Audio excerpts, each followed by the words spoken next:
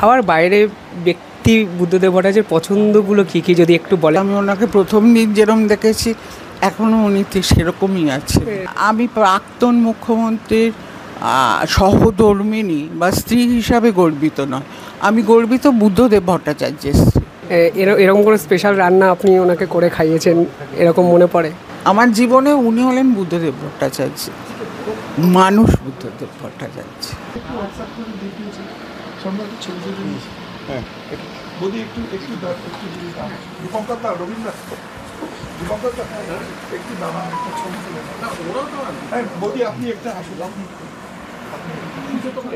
ইলিশ মাছের গল্প, উনি কি সত্যি ইলিশ মাছ খেতে ভালোবাসেন? ওরে বাবা,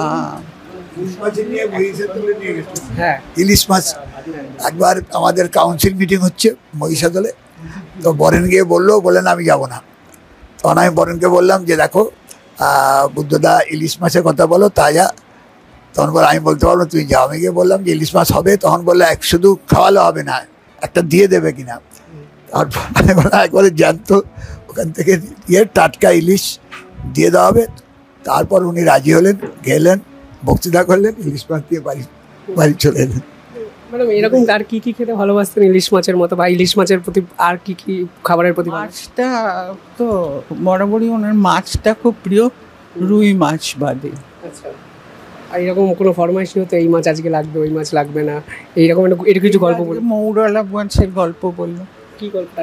আচ্ছা, ও আজকে সকালে মৌরলা মাছ ভাজা খেতে চেয়েছেন, কিন্তু ভাগ্য ভালো যে এখানে পাওয়া গেছে। মৌরলাটা আমাদের বাজারে পাওয়া খুব মুশকিল হয়। আর ম্যাডাম এতদিন এরকম কোনো স্পেশাল রান্না আপনি ওনাকে করে খাইয়েছেন এরকম মনে পড়ে? হ্যাঁ, এরকম বেশি ইলিশ মাছটাই বেশি করি। খাওয়ার বাইরে ব্যক্তি বুদ্ধদেব ভট্টাচার্যের পছন্দগুলো কী কী যদি একটু বলেন, যেগুলো আমরা জানি না, আমাদের কাছে একটা অন্যরকম গল্প যদি একটু শুনতে ইচ্ছা করছে ভীষণ আপনার থেকে। ব্যক্তি বুদ্ধদেব ভট্টাচার্যের পছন্দের মধ্যে আছে বই, বিভিন্ন বই। এই ঘরে আপনারা তো একটুখানি দেখলেন, ভীষণ মানে বই, গান শোনা, রবীন্দ্রসঙ্গীতের বাইরে নয়। এরকম কোনো পছন্দের বই আপনি দিয়েছেন কোনো দিন, এবং আপনারও পছন্দের সেটা বই এরকম কোনো দিন হয়েছে ম্যাডাম? হ্যাঁ, আমি দিয়েছিলাম ওনাকে। তখন ওনার খুব একটু শঙ্করদা বেঁচেছিলেন, শঙ্কর গুপ্ত। ওনার তখন প্রথম যিনি ওই নোবেল পুরস্কার পেলেন, 100 Years of Solitudes। এটা পাওয়া যাচ্ছিল না, যদি পাওয়া যাচ্ছে মানে যেটা পাওয়া যাচ্ছিল সেটা ওই এডিশন, কিন্তু সেটা ভীষণ দাম, কেনার ক্ষমতা ছিল না। তারপরে যখন এখানে এই এডিশন বেরোলো, ইন্ডিয়ান এডিশন, তখন ওই বইটা নিয়ে আমি ওনাকে। আর রবীন্দ্রনাথের কোনো বই? উনি তো খুব ভালো আবৃত্তিও করতেন, এরকম আবৃত্তি করে রবীন্দ্রনাথ, সুকান্ত কাকা, জীবনানন্দ, সব কিছুই ওনার প্রিয়। সুকান্ত ভট্টাচার্যের একটা বংশধর, অথচ রবীন্দ্রনাথ প্রেম। সুকান্ত ভট্টাচার্যকে নিয়ে পার্টিকুলারলি কোনোদিন কোনো আলোচনা আপনারা করেছেন, মানে কাকাকে দেখেছেন বুদ্ধবাবু? ওনার মনে নেই, উনি তখন ছোট। উনি যখন ওনাদের বাড়িতেই শেষটা ছিলেন। মানে অনেকেই প্রশ্নটা করেন, রাজনীতির চরিত্র তো আলাদা, ছেড়ে দিন, ওটা তো একটা বরেণ্য একটা চরিত্র। তার বাইরে, রাজনীতির বাইরে বুদ্ধবাবুকে যদি আপনি ব্যাখ্যা করেন এতগুলো দিন পরে এসে কীভাবে ব্যাখ্যা করেন ম্যাডাম? এতদিন পরে এসে একটাই আমার ব্যাখ্যা, আমি ওনাকে প্রথম দিন যেরকম দেখেছি এখনও উনি সেরকমই আছে। এটা মানে এটা একদম মন থেকে, এটা ট্রু। একে অবশ্যই আপনি আমাকে দেখে বুঝতে পারছেন। মানে আপনি প্রাক্তন মুখ্যমন্ত্রী সহধর্মিণী হয়ে এরকমভাবে এত কাইন্ডনেস, এইটা কি আপনার? আমি প্রাক্তন মুখ্যমন্ত্রীর সহধর্মিণী বা স্ত্রী হিসাবে গর্বিত নয়, আমি গর্বিত বুদ্ধদেব ভট্টাচার্যের। করতে ইচ্ছা হচ্ছে, এখানে একটা মৃণাল সেনের ছবি দেখছি, উনিতে অনেকে বলে যে মানে মারা যাওয়ার 2 বছর আগে ওনার বাড়িতে প্রত্যেকবার মৃণাল সেনের জন্মদিনে প্রত্যেকবার উনি যেতেন। এইটা হলো শেষ, মানে মারা যাওয়ার 2 বছর আগে। তারপর তো উনি একটু অসুস্থ হয়ে পড়ে। ওনার নন্দনের প্রতি একটা আলাদা ভালোবাসা ছিল। আপনারা একসঙ্গে কোনো সিনেমা নিয়ে চর্চা বা সিনেমা দেখেছেন এমনি? তৈরি করেছেন উনি নন্দনটা, তা ওনার মাথার থেকে এসেছে নন্দনটা। নন্দন তো মানে ওনার মাথার থেকে কিভাবে জলাশয়টাকে রেখে ওইটা হবে, তৈরি হবে, সুতরাং ও তার প্রতি তো থাকবেই ওনার। কি মিস করেন ম্যাডাম? মিস করি উনি এখন যে লেখা লিখতে পাচ্ছেন না, বই পড়তে পাচ্ছেন না, যেটা ওনার মানে সব সময়ের ব্যাপার। মানে এগুলোকে ছাড়া উনি বাঁচার একটা মানে ভয়ঙ্কর।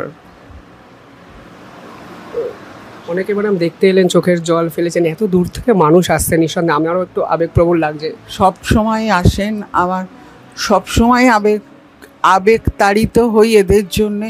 এরা সব সময় আসে, আরও আসবেন, আর পরে আপনারা হয়তো তখন চলে যাবেন, তখন আরও আসবেন, এরকম। বুদ্ধদেব ভট্টাচার্য এখন যেটা হয়েছে, রাস্তাঘাটে বেরোলেও একটা আলোচনা, আমাকে জিজ্ঞেস করা হয় উনি কেমন আছেন। এই চোখের জল আপনারা যে বাড়িতে দেখলেন, এরকম আমি অনেক পথে ঘাটে দেখেছি। অনেকে সামনাসামনি এসে বলেছেন যে বুদ্ধবাবু কেমন আছেন, মানে এই বিষয়গুলো কিভাবে রিয়াক্ট করেন? সামনে মানে একদম সামনেই, রাস্তাঘাটের সামনেই তো, রাস্তাঘাটে আর কিভাবে রিয়াক্ট করেন ম্যাডাম? তখন মনে হয় না এই মানুষটা আমার মানুষ, আমাদের মানুষ, এইভাবে? না, আমাদের সবার মানুষ, আপনাদেরও মানুষ, তাই তো। মানে আপনি উডল্যান্ডে, আমি দেখছিলাম উডল্যান্ড থেকে শুরু করে একদম আজও আপনি একইভাবে ওনার সঙ্গে দরজার বাইরে একইভাবে পাশে দাঁড়িয়ে আছেন, ছবি নিয়ে এলেন। এই লড়াইটা আপনারও কি কোথাও কি লড়াই ছিল, রাজনৈতিক লড়াই, মুখ্যমন্ত্রী হওয়া, মুখ্যমন্ত্রী পদ পরবর্তীকালে, তারপর ব্যক্তিগত এই যে বললাম যে মুখ্যমন্ত্রী, একেবারে শব্দটা বাদ দিয়ে দিন। আমার জীবনে উনি হলেন বুদ্ধদেব ভট্টাচার্য, মানুষ বুদ্ধদেব ভট্টাচার্য। মানে একটা প্রশ্ন করছি, আপনি উত্তর নাও দিতে পারেন। এই ঘরে আমি সত্যি করে বিশ্বাস করতে পারছি, এরা দেখুন প্রাক্তন মুখ্যমন্ত্রী বলতেই হচ্ছে, এরকম ঘরে আপনারা থাকেন। এখন যে দাপাদাপি আমরা বিভিন্ন দেখি, ঘর বাড়ি, প্রাচুর্য, গাড়ি, কীভাবে আপনি এই বিষয়টা ম্যাডাম দেখেন? কোনোদিন বলেন? এটা তো আমার কাছে খুব এর ব্যাপার না, সাধারণ ব্যাপার।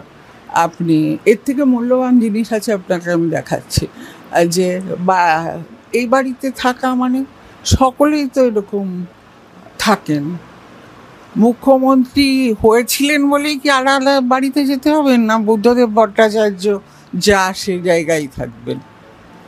মানে সাধারণ মানুষের প্রশ্ন, উনি কেমন আছেন এবং আপনি দর্শকদের কি বলবেন? অনেকে ভাবেন যে কেমন আছেন বুদ্ধবাবু, একটা জিজ্ঞাসা যদি আপনি একটু বলেন। আপনারা সকলেই বলুন যে উনি যেন যতদিন থাকবেন ততদিন ঠিক থাকেন। ঠিক আছে, আজকে তো ওনার ভালো চাইবেন, একটা মনে হবে এত দূর থেকে ছুটে ছুটে ছুটে। আপনিও ভালো থাকবেন, খুব ভালো থাকবেন।